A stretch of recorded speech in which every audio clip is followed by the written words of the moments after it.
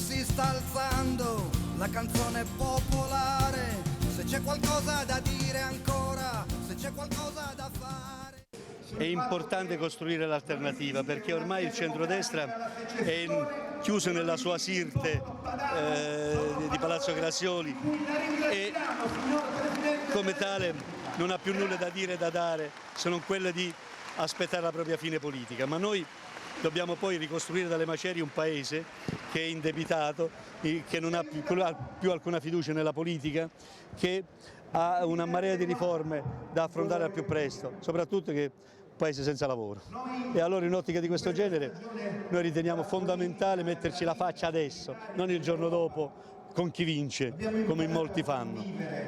E lo stiamo facendo, l'abbiamo fatto raccogliendo le firme per il referendum, quando nessuno ci credeva e noi dicevamo nuota fratello, nuota. Oggi vogliamo dire ancora questo, è un altro messaggio. Dobbiamo costruire 10 punti 10 fissi, fermi, di progetto e di punto d'arrivo nella nostra unità e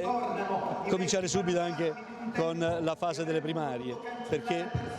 da un momento all'altro il palazzo può crollare e noi dobbiamo essere pronti. Che serve una nuova legge elettorale è tanto evidente che 1.200.000 cittadini l'hanno detto di corsa,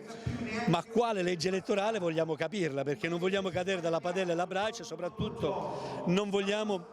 una legge truffa che serve soltanto per bloccare il referendum. Per questa ragione noi abbiamo posto le 3 precondizioni che servono per individuare la buona fede e la malafede nel presentarsi sul tavolo della costruzione di queste regole elettorali: la non candidabilità delle persone condannate, la non possibilità di assumere incarico di governo delle persone sotto processo e la incompatibilità di svolgere altri lavori da parte di coloro che stanno in Parlamento.